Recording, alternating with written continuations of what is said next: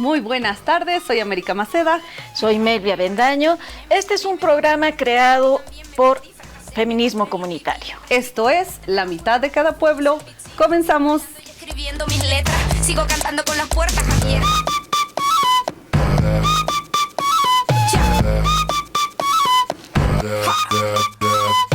Me paré, caminé, me subí, me fui contra la corriente y también me perdí, fracasé, me encontré, lo viví y aprendí. Cuando te pega fuerte, más profundo es el beat, sí. Sigo bailando y escribiendo mis letras, sigo cantando con las puertas abiertas, atravesando por toda esta tierra y no hay que viajar tanto para encontrar la respuesta. No te preocupes si no te aprueban, cuando te critiquen, tú solo di. Soy yo.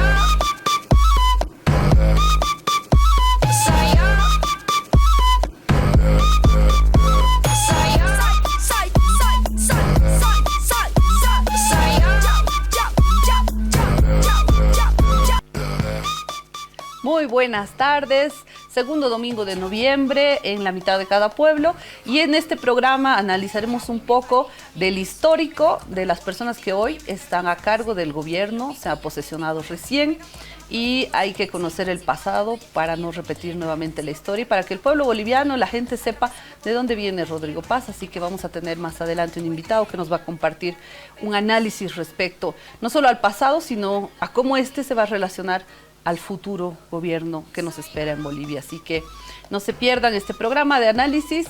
También tendremos, como siempre, todos los domingos nuestro sector de Conciencia al Paso y nuestros cantitos de amor y lucha que acompañan siempre la resistencia del pueblo boliviano. Muy buenas tardes, Melvi. Buenas tardes, América. Como bien dijiste, con gobierno recién posesionadito, pero conociendo ya muchas de las cosas que ha ofrecido y ha amenazado, porque no es otra cosa que una amenaza, que de lo que va a hacer con el Estado plurinacional, con la Constitución Política del Estado, con las leyes y las normas que hasta el 2019 habían regido nuestro país desde la construcción del gobierno, del proceso de cambio, del gobierno popular campesino, de esta revolución democrática y popular que tuvimos a partir del 2006. Y ahí, Melvi, yo te sugiero que podamos alimentar un poco esta discusión con la perspectiva que tienen algunos presidentes de Estado y expresidentes de Estado respecto a lo que nos mencionabas. Veamos un poquito en nuestro sector de Conciencia al Paso cuál ha sido la percepción de estas amenazas que dices, Melvi, de ruptura con algunos gobiernos que se dicen progresistas, y también la perspectiva del expresidente Evo Morales respecto a de estos viajes, ¿no? Nos vamos con nuestro sector de Conciencia al Paso.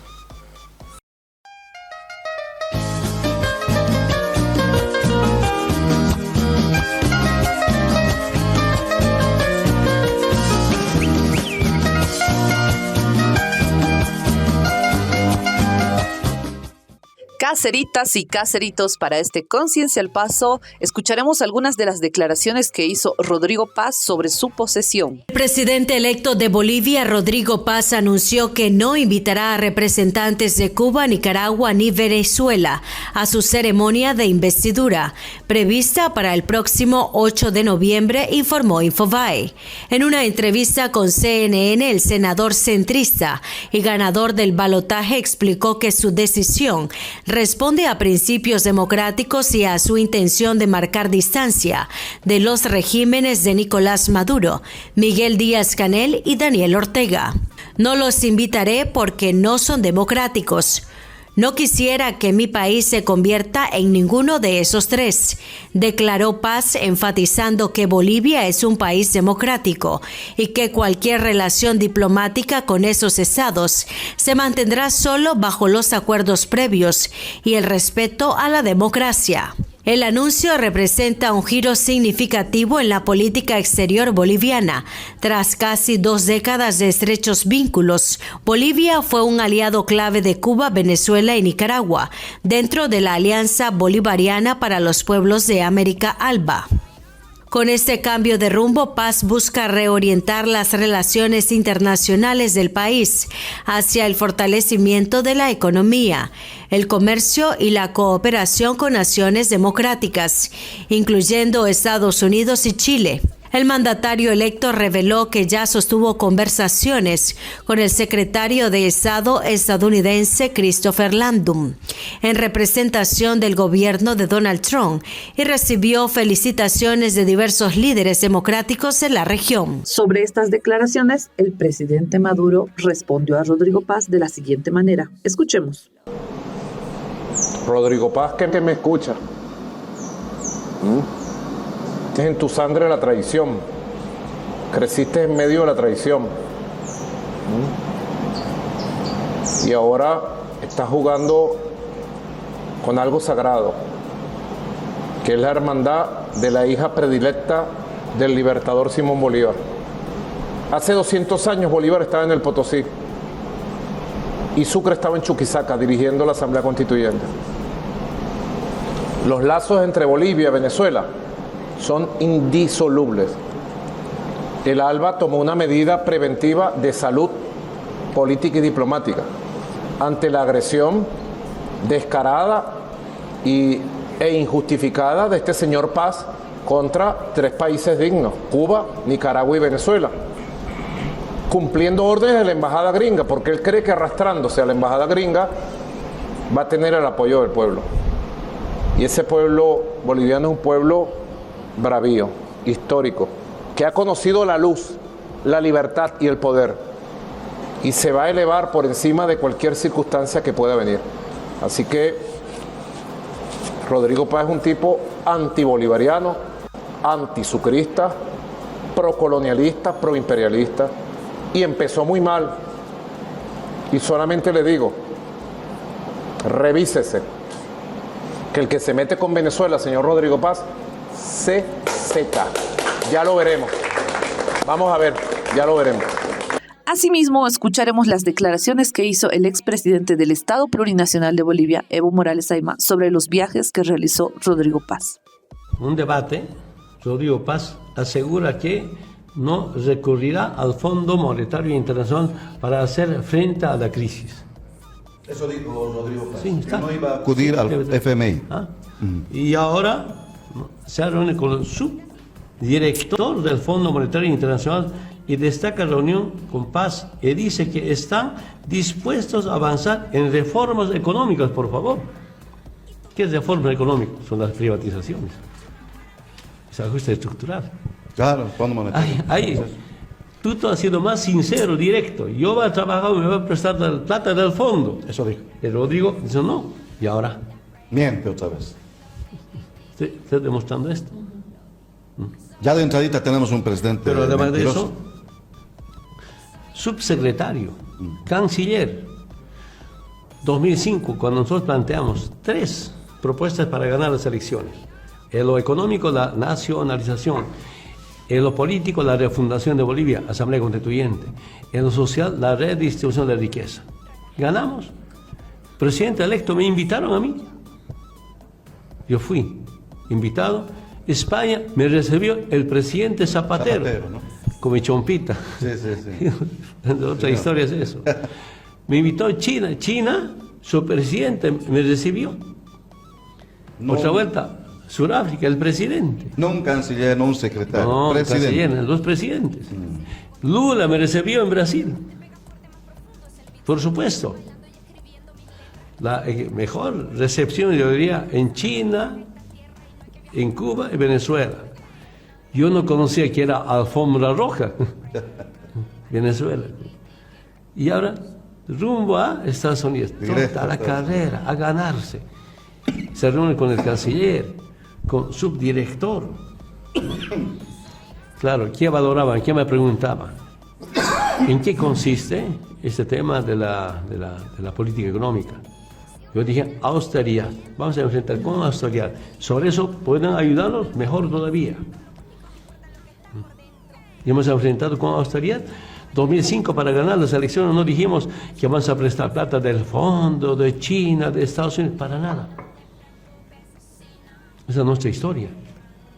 Y cuando decimos esfuerzo para enfrentar la grave situación económica, como Carlos de Mesa pedía, limosna. ¿Bien? Ahora Arce También pide limosna, echa la culpa a la asamblea, limosna. Crédito para comprar combustible, por favor. Y ahora para resolver la crisis económica, otra limosna al fondo, a organismos internacionales.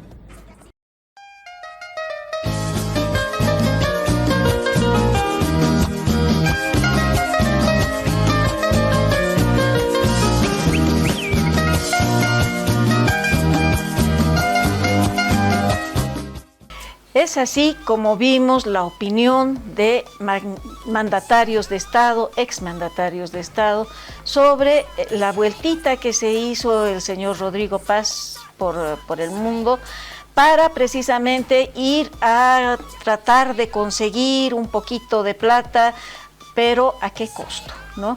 Es un costo muy alto, es un costo que lo vamos a tener que pagar, sobre todo las mujeres, sobre las que recae el mayor peso de todas las crisis, todos los problemas, todas las miserias, pero lamentablemente volvimos a caer en eso que ya se hizo en el pasado, ¿no?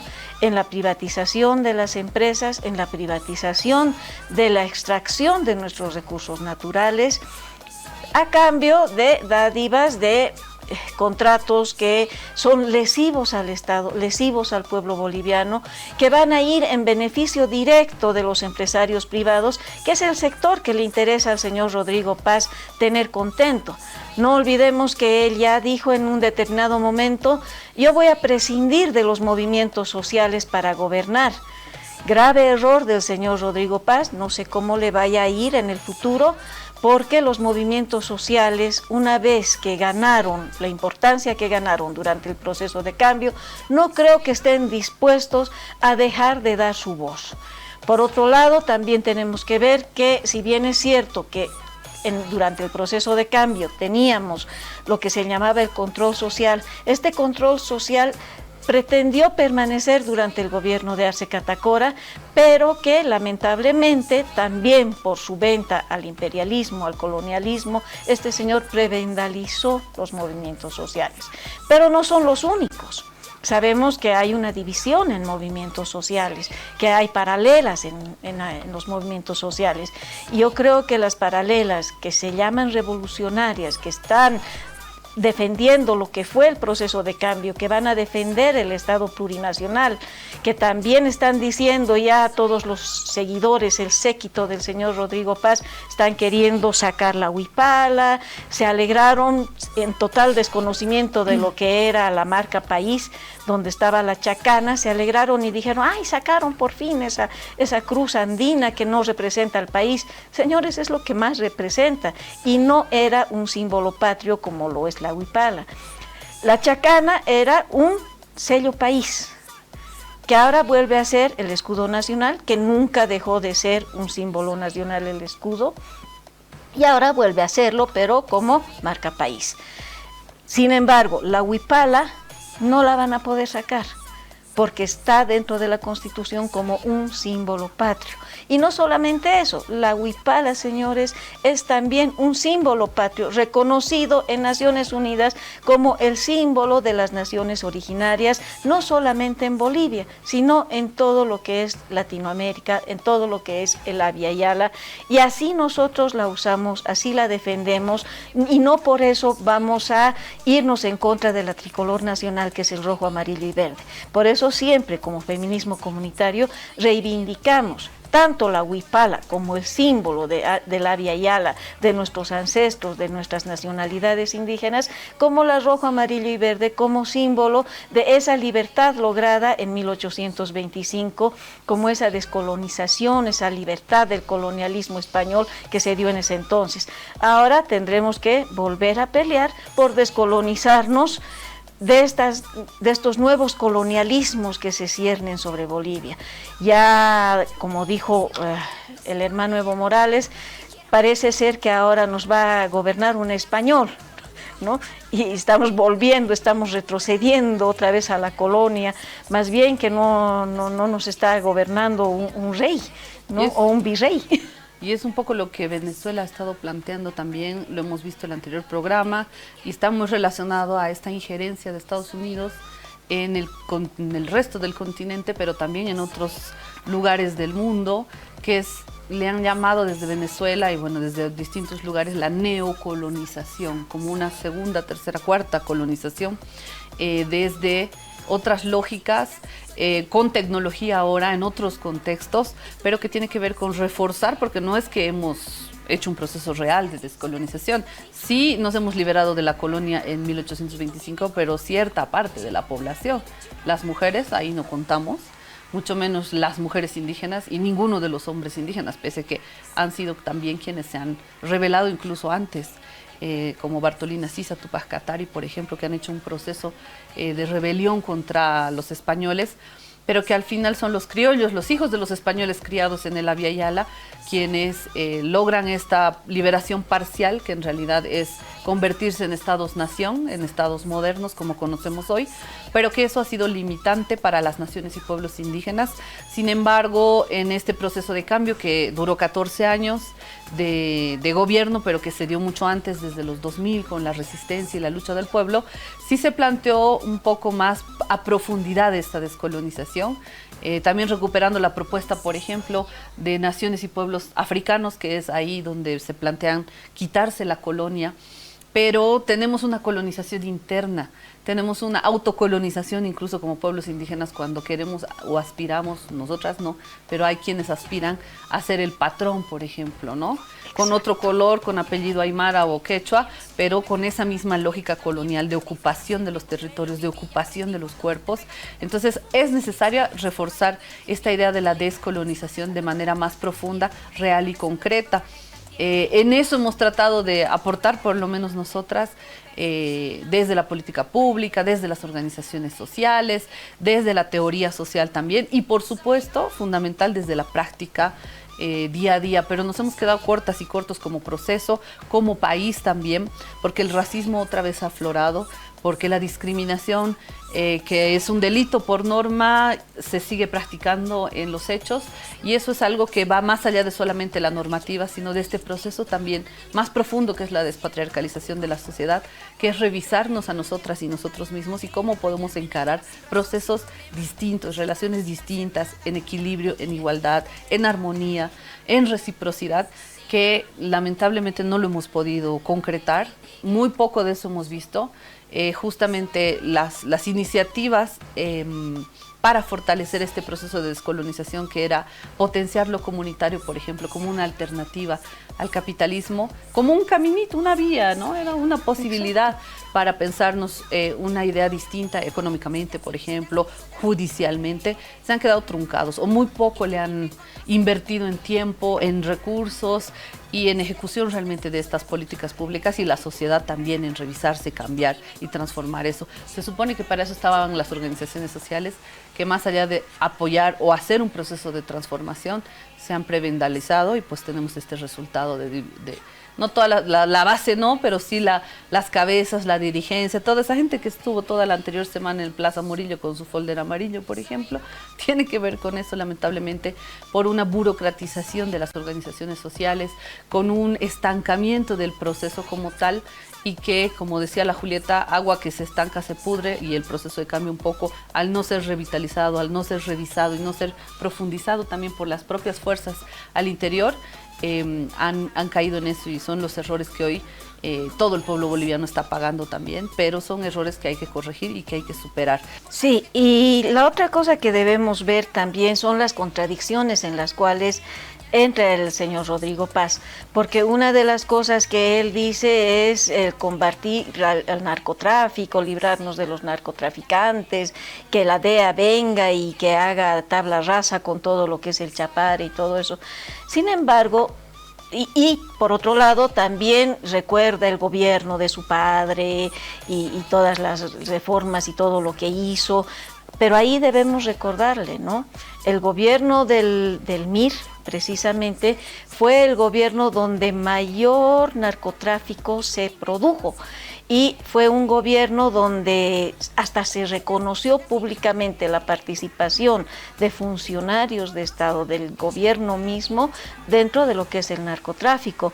No por nada en esa época se dieron los narcoarrepentidos, que mantuvieron su propiedad monetaria, sus empresas, qué sé yo, que habían logrado con el narcotráfico, y un solo elemento de esas familias de narcoarrepentidos entraba a la cárcel por 2 añitos y luego recuperaba todo lo que habría estado como en depósito, digámoslo así, ¿no? O su familia estaba cuidando, y seguían, y me imagino que seguían haciendo sus negocios, y no sabemos qué tipo de negocios hacían. Y él viene ahora y nos dice que va a luchar contra el narcotráfico y que va a traer a la DEA. Querrá decir con eso que también va a ver a los narcotraficantes, grandes narcotraficantes, que son parte de esa élite empresarial, de esa élite económica, proimperialista, colonizadora. Esperemos que sí, ¿no? Y la otra cosa que quería decirte, es cierto, los logros durante el proceso de cambio fueron escasos, fueron chiquitos, fueron pocos, pero ahí me queda todavía la esperanza, nos queda la esperanza, porque una vez más digo, ¿no? Por algo se llama proceso. No era un hecho acabado en sí mismo, no es que se hizo una revolución y se empezó y se acabó y todo cambió. Por eso se dijo, es un proceso de cambio. Y este proceso de cambio yo creo que sigue en las venas, en la sangre, en la memoria de la gente que ha combatido durante todo este tiempo, en las nuevas generaciones que se han formado, que si bien es cierto, hubo un descuido en la formación de jóvenes para poder continuar con el proceso de cambio. Sin embargo, no todos se desecharon. Hay jóvenes que también se fueron formando, jóvenes con memoria ancestral, jóvenes con memoria revolucionaria, que yo creo que van a continuar con ese proceso de cambio, y en determinado momento pues podremos volver no solamente a las calles, sino también a continuar con nuestro proceso de cambio. Me queda la esperanza, nos queda la esperanza, todavía creo en ese pueblo, y como se dice siempre, desde abajo vendrá el temblor y volveremos y seremos millones. Y para recordar un poquitito todo esto que es el proceso de cambio, para llenarnos todavía de esperanza, nos vamos con nuestros cantos de amor y lucha, con décimas del folclore latinoamericano por Savia Nueva.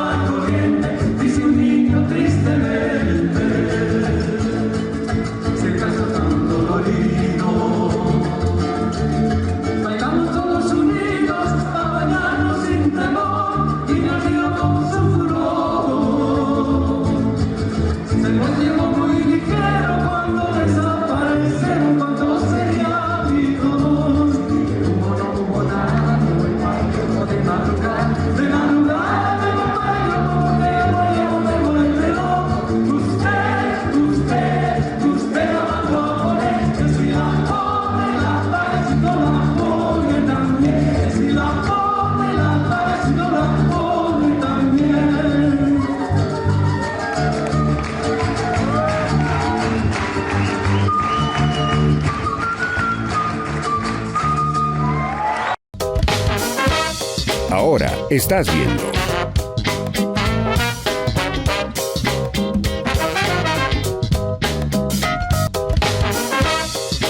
Continúas viendo.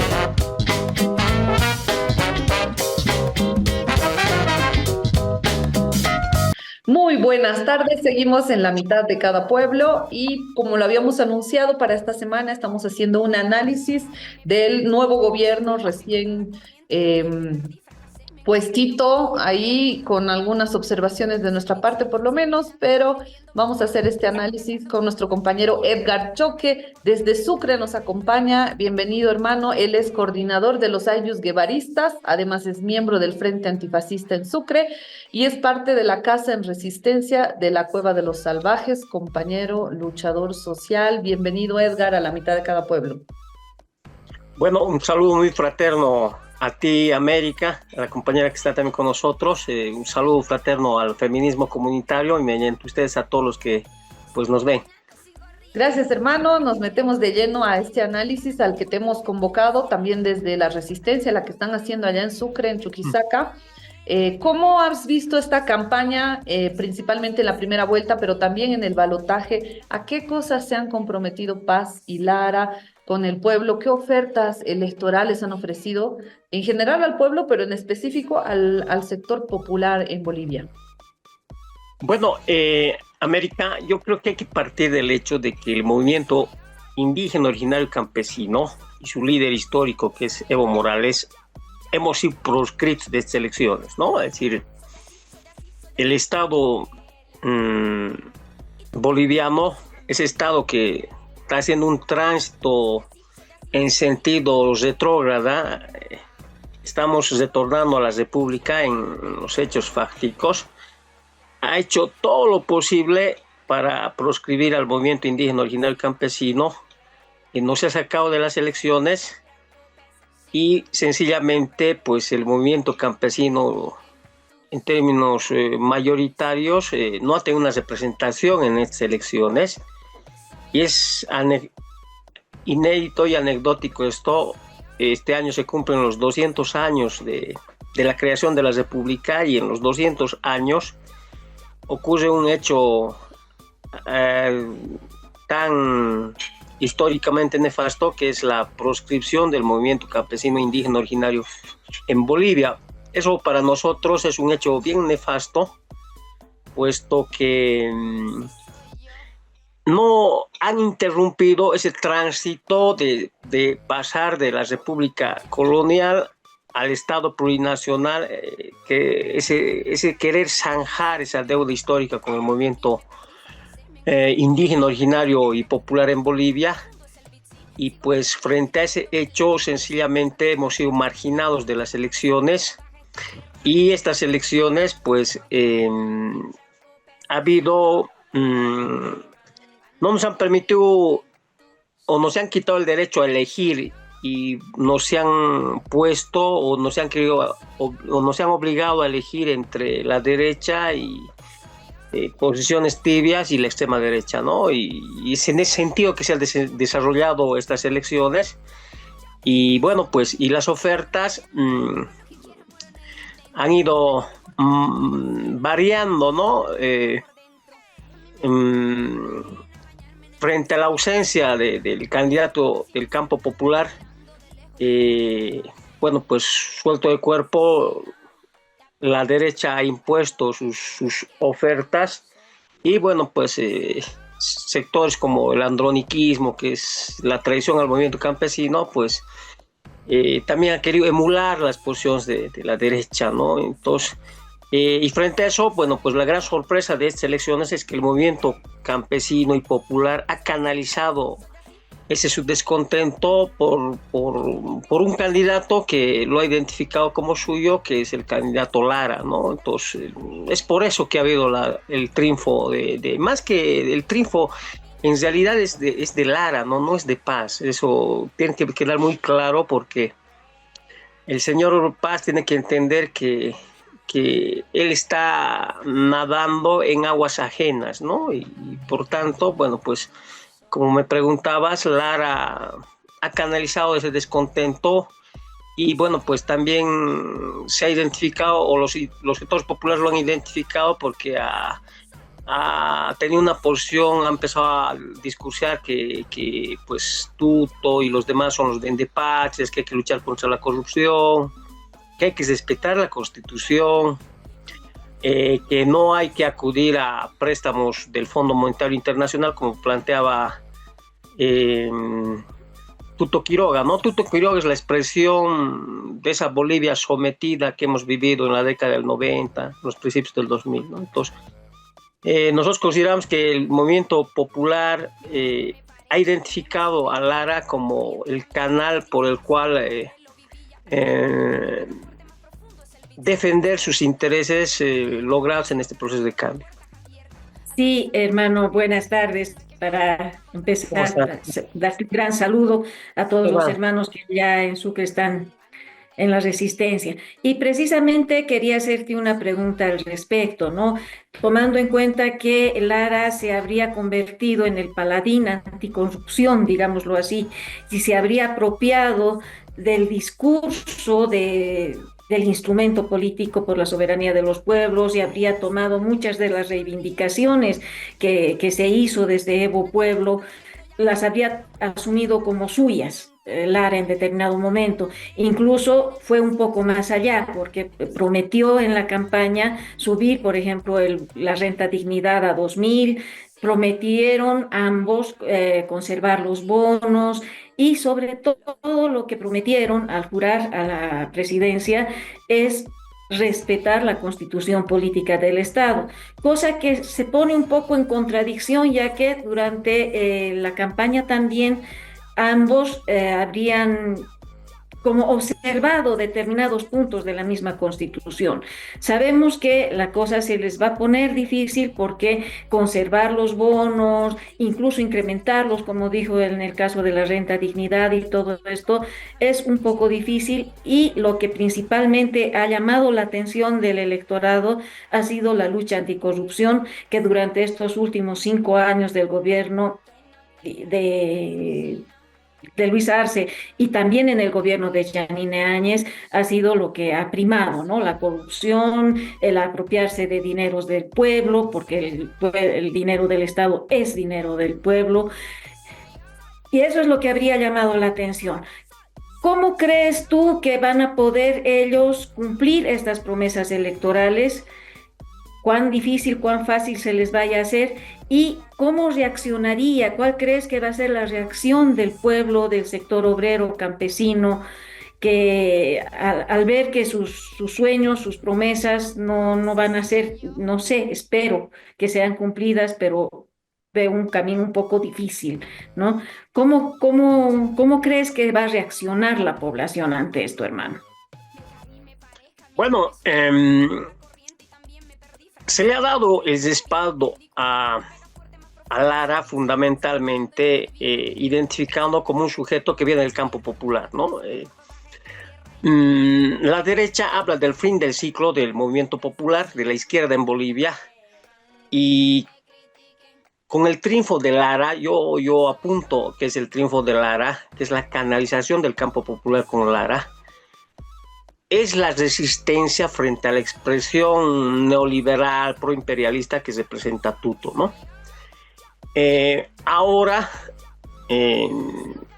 quedamos un poco perplejos, puesto que vemos que el ninguneo ya de Paz hacia Lara, ¿no?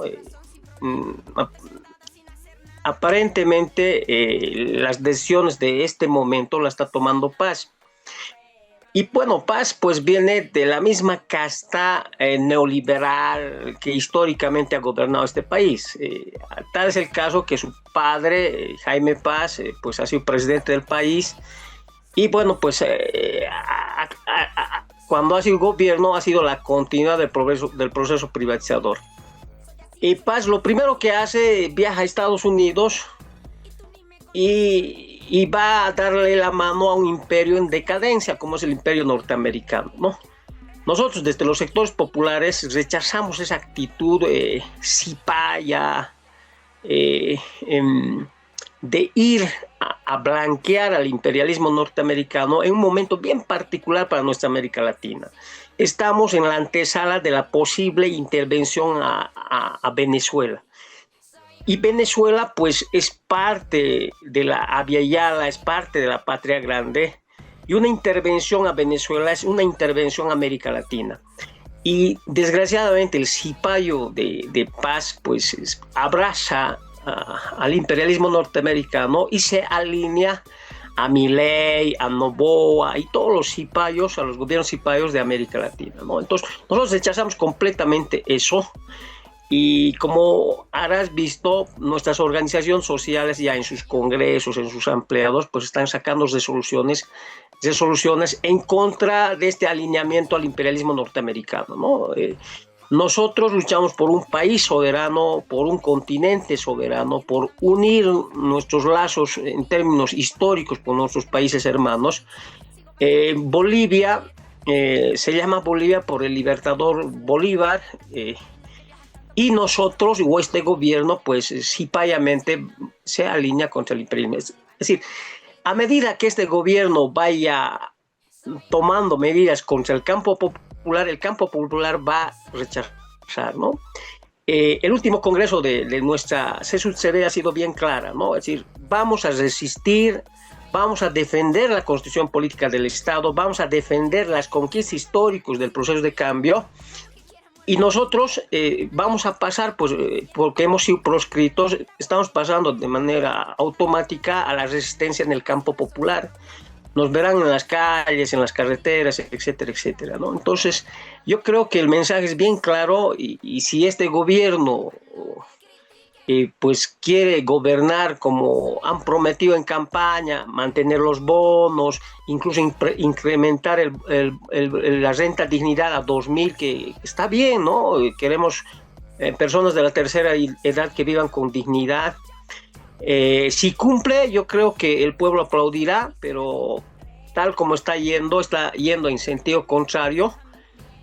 Nosotros identificamos a Paz como la continuidad de la traición de Luis Arce, ¿no? Luis Arce entró con el voto popular, entró con el proyecto de izquierda y sencillamente, pues una vez estando en el gobierno, se deshizo de ese sumandante que es el movimiento campesino originario y tomó posiciones reaccionarias, conservadoras y proimperialistas, y es más, le abrió las puertas al retorno de la derecha. Entonces este gobierno yo creo que está consciente de ese apoyo. En la segunda vuelta, pues el apoyo ha ganado con el voto del evismo que tanto la derecha lo vilipendea, ¿no? Pero bueno, pues nosotros estamos conscientes de que la Constitución es una conquista histórica del movimiento indígena, originario y popular, que no hay marcha atrás en el tema del Estado plurinacional. y por tanto, pues ya nuestras instancias están determinando, pues, por ejemplo, ya discutir una agenda de la resistencia, ¿no? ¿Qué no se debe tocar del proceso de cambio del Estado plurinacional? Gracias, hermano. Justamente nuestro análisis va por ahí también desde el feminismo comunitario. En realidad consideramos que el voto de Paz Lara, más allá de solo Lara o que no fue por paz, en realidad fue un voto de rechazo a Tuto Quiroga en la segunda vuelta, ¿no? Es decir, partimos nosotros como movimiento popular, consideramos también que este proceso electoral ha sido ilegítimo, por tanto, hoy tenemos un gobierno ilegítimo también, resultado de un proceso electoral donde nos han proscrito al movimiento popular, al movimiento campesino, mayoritario en Bolivia, y al ser un proceso ilegítimo, no quedaba otra cosa que hacer la campaña por el voto nulo, ¿no? Para mostrar la nulidad de este proceso electoral, sacamos casi un 20% de votación, y en la segunda vuelta, este 20% en realidad solo se ha mantenido en 5%, habría que ver la cantidad de votos, el ausentismo, que tampoco no ha sido muy visibilizado en la segunda vuelta, y ha habido un 15% de militancia de lo que hoy es el instrumento Evo Pueblo, que ha hecho un voto de rechazo, más que un voto de apoyo a Lara, un voto de rechazo al neoliberalismo grotesco, al fascismo de frente, que es lo que nos ofertaba también durante el proceso electoral y en el balotaje Tuto, ¿no es cierto? Esto no quiere decir que sea necesariamente un apoyo. El pueblo muchas veces ha sabido decidir con las condiciones en las que ha podido estar, porque en realidad no eran las mejores. Hemos vuelto a la república oligárquica y colonial, donde los indígenas no teníamos derecho a votar. Hemos vuelto en este proceso electoral a estar en esa misma situación, en esa misma condición, donde las mujeres no contamos y donde los indígenas tampoco no pueden votar, porque no teníamos candidato. No teníamos por quién votar, no teníamos no solo candidato a presidente, sino a senadores, a diputados, no teníamos nada por qué elegir, y se ha tomado esta decisión en estas condiciones, y hay quienes nos echan la culpa, hay interpretaciones diferentes, pero lo que sí estamos viendo, como tú nos decías, Edgar, es un retorno al neoliberalismo. Más allá de las personas, el proyecto político que nos ofrecen, camuflado con algunas medidas demagógicas, ofertas demagógicas en una crisis económica en la que nos ha metido, por ejemplo, desde el golpismo Áñez, hoy libre, impune, después de haber asesinado a 36 hermanos en Sacabas, en Cata, Guayani y el Pedregal. Luego la continuidad de ese golpismo y de esa medida neoliberal de Luis Arce, que también ha salido a lavarse las manos y a decir que ha trabajado durante 5 años, cuando sabemos que se ha dedicado a enriquecer a su familia y a no tomar decisiones políticas en favor del pueblo y a traicionar al movimiento campesino que ha votado por él y que lo ha puesto ahí. Y hoy tenemos un gobierno recién posesionado. ¿Cuáles las características, Edgar, de este nuevo gobierno? ¿Qué se avisora para nuestro país a futuro? ¿Y cuáles nuestras tareas como movimiento popular al respecto también? Bueno, lo que estamos viendo es una alineación, un alineamiento con los gobiernos de derecha del continente, ¿no? Estamos hablando de Milei, Noboa y toda la derecha del continente, ¿no? Se ha pedido un préstamo, se está hablando de 3.500 millones de dólares. Se dice que va a llegar combustible. Consideramos que va a ser verdad eso. Un periodo se va a normalizar el tema combustible, el tema dólar. Los empresarios privados que estaban saboteando el abastecimiento de víveres a los mercados, si uno iba a los mercados, por ejemplo, no encontraba aceite fino. Ahora va a aparecer el aceite fino porque ha habido un saboteo sistemático al proyecto de izquierda, ¿no? Desde el gobierno, desde la empresa privada, desde los medios de comunicación, etcétera, etcétera. Yo estoy muy de acuerdo con vos, América. Si bien se ha identificado el campo popular con uno de los suyos, porque Lara viene del campo popular, ¿no? Es un plebeyo, podemos decir, como nosotros, ¿no? Más allá incluso de es medio lanconcito, ¿no? Pero en Cochabamba, por ejemplo, viene del Valle Alto, el cumpa medio, son así los cumpas, ¿no? Pero no por eso no es de origen popular, ¿no? Yo creo que en este momento Lara es la piedra en el zapato de este proyecto oligárquico, ¿no? De esta carta oligárquica, y por tanto hay que insistir en que Lara cumpla lo que ha prometido.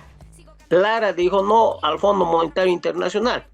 Lara dijo no con los vendepatrias, no como ministro su gente de Doria Medina. Entonces nosotros exigimos que cumpla lo que él ha planteado. Ahora, lógicamente, si no cumpliese, pues se vendrá pues, automáticamente la resistencia. Como se está la composición de este gobierno, nosotros consideramos que le van a ningunear a Lara y ahí le pondrán, no sé, pues una oficina y la vicepresidenta y más o menos estará como florero y automáticamente todo el mirismo antiguo se apoderará de este gobierno, ¿no? Y todo el proyecto neoliberal. Pero para alegría nuestra, yo de eso me siento satisfecho. Es decir, este proceso de cambio no es que han acabado con el movimiento popular, no han acabado con el movimiento popular, que eso lo tenga claro Tuto Quiroga y toda esa sexta de fascistas, ¿no? El movimiento popular ha mostrado su fuerza. Si no hubiese ganado Paz Lara, ¿no? Es decir, a pesar, miren, y esto está en ¿no? Que para la segunda vuelta han hecho una campaña tan brutal de satanización de Evo. A pesar de eso, incluso no han sacado un meme, ¿no? Donde Lara se está viendo al espejo y se ve el Evo, ¿no? A pesar de eso, ni eso ha logrado mover la votación. Eso quiere decir que el movimiento popular está intacto. Y si este gobierno empieza a ir en contrarruta con la historia, el movimiento popular de a poco se va a ir articulando y va a empezar a salir a la resistencia. Va a ser algo de acción y reacción, ¿no? Por tanto, por el bien de este gobierno, si quiere llegar a concluir su mandato, consideramos que tiene que respetar las conquistas históricas del movimiento popular. Y eso es la Constitución, eso es el Estado plurinacional, eso son las empresas estratégicas, esos son los recursos naturales. Es decir, los recursos naturales tienen que servir para el desarrollo de este país. Yo tanto le escucho hablar de la patria, ¿no? Al Rodrigo Paz, es decir, hay que ser patriotas, pero en serio, ¿no ve? Es decir, ser patriota significa industrializar tus recursos naturales, darle valor agregado, vivir dignamente. Es decir, ¿cómo es posible que nos alineamos con un imperio en decadencia? El mundo está girando a otro lado y nosotros, es decir, estamos retrocediendo 30 años atrás y nos estamos alineando contra el imperialismo norteamericano. Nosotros rechazamos eso. Decimos que a la medida que este gobierno ataque las conquistas históricas del campo popular, el campo popular saldrá a la resistencia, ¿no? Y como reitero nuevamente, que la alegría de Tuto y del Comité Cívico de Santa Cruz, de todos esos fachos, no sea mucho, porque el campo popular ha aprendido estos, llamémoslo, nosotros lo llamamos los 14 años de proceso de cambio, porque este gobierno no ha sido ya la expresión del movimiento popular. En esos 14 años los indios hemos saboreado el poder y eso no lo vamos a dejar ya, eso que sepa Tuto y compañía, y vamos a ir a la resistencia. Eso va a pasar en este país y vamos a defender todas las conquistas históricas. Han sacado supuestamente o han incorporado a la Biblia, ¿no ve? A la Biblia, al crucifijo, ¿no? Así, miren, estamos pasando de un estado laico a un estado confesional. Falta que prohíban el divorcio, etcétera, etcétera, ¿no? Es decir, estamos frente a una tendencia beata reaccionaria, ni siquiera son liberales. Por tanto, América, compañera y mediante ti a toda tu audiencia, seguimos de pie, seguiremos de pie, hemos perdido una batalla porque han usado todo el aparato estatal, los autoprorrogados, etcétera, etcétera, pero derrotados no estamos. No estamos derrotados. Y yo te digo así, con la mayor honestidad, y pues nos rearticularemos y defenderemos lo que en lucha hemos logrado alcanzar. Sí, hermano, estamos de acuerdo contigo. Sabemos que el proceso, como bien lo dijiste tú, es un proceso, ¿no? No era una revolución acabada, no era una cosa que se hizo de principio a fin, sino que se ha estado siempre en un proceso. Y tú mencionaste dentro de todo lo que prometió, hizo el señor Paz y Lara, el viaje que hizo a Estados Unidos, por ejemplo, donde comprometió nuestros recursos naturales y nos hizo el flaco favor de beneficiar al empresariado privado y no sabemos qué beneficios vamos a tener como población. Yo creo que esa es una de las cosas que más claramente quedan en el tintero, el que haya ido a comprometer recursos nuestros y bueno, eso es lo que tenemos ahora como gobierno, ¿no? No sé, hermano, si tienes algún mensaje que puedas dar para finalizar nuestra entrevista, agradecerte desde ya el haber participado en nuestro programa, el haber sido tan claro en lo que piensa el movimiento campesino, el movimiento obrero, en cómo va a tomar las decisiones en el futuro. Bueno, agradecerlas, ¿no? Agradecerlas, Melvi y América, saludar el trabajo que hacen. Son tiempos donde tenemos que actuar en la batalla cultural contra la derecha, contra el fascismo. Nos dan ventaja porque tienen los medios económicos, materiales a su disposición. Pero los sectores sociales tampoco somos mancos, ¿no? Y estos programas que hacen ustedes, pues llegan a nuestra población, saludamos. Uno de los pilares del instrumento político, gracias a ustedes, yo lo hago públicamente, ha sido la incorporación de la despatriarcalización como bandera de lucha, ¿no? Hay que seguir en esa lucha. Hay veces la izquierda se templa más en la resistencia, yo creo que eso nos va a pasar también. Hay que hacer de que esta adversidad sea una oportunidad política para rearticularnos, para depurarnos a nosotros mismos. Habíamos estado como unos miserables bellacos traidores, ¿no? Y digo bellacos comenzando de Luis Arce, acabando en el último bellaco que se ha quedado en el gobierno, pasando por el filipillo traidor de Andrónico, otro traidor. Lo que Andrónico tenía que hacer es cerrar filas con lo indio, pero le ha dado oxígeno al sistema. Y ya nuestro pueblo es bien sabio, ¿no? Identifica a sus traidores. ¿Cómo llegará a su comunidad? No creo que ya llegue, yo creo que en La Paz, no sé, en la zona sur vivirá. Saludar al campo popular, a rearticularnos, no estamos derrotados, es decir, no nos han dejado competir. La derrota es cuando compites y ahí te ganan. Esa es la derrota. No nos han dejado competir, nos han amarrado, ¿no? Mientras ellos estaban corriendo, nosotros estábamos amarrados en pleno bicentenario. La historia es así. Adelante, compañeras, saludamos su lucha, su esfuerzo. La izquierda es machista, hay que acabar con ese machismo en la izquierda, ¿no? Y ese trabajo lo están haciendo ustedes, ¿no? Y nosotros modestamente acompañamos esa lucha, ¿no? Y las compañeras siempre adelante y como ustedes dicen, hasta las no las decimos comunidad siempre. Ya, gracias, siempre la lucha. Gracias, hermano, gracias, Edgar, por este análisis tan rico. Esto, como has dicho, no es una derrota para nada. Sí estamos en otras condiciones, en pésimas condiciones como pueblo, pero como dices, no somos mancas, no somos mancos, vamos a seguir en la lucha y pues ahí estamos aportando también, no solo con la despatriarcalización y visibilizar el machismo en la izquierda, sino también la colonialidad y el racismo que hay dentro de las izquierdas para con los pueblos. Pero y eso es parte también de la lucha, hermano. Perdón que seas muy modesta, pero yo, la verdad, yo les he visto a ustedes los grandes empleados y ustedes han puesto la agenda de la despatriarcalización. Esa es la verdad. Y eso no es alabarles, nada por estilo, es decir la verdad.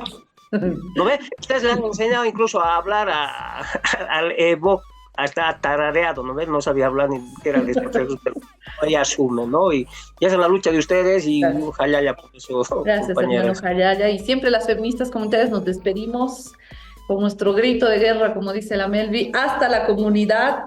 Siempre. Hasta la comunidad. Siempre. En la lucha venceremos. Con amor convenceremos. Gracias, Edgar. Gracias.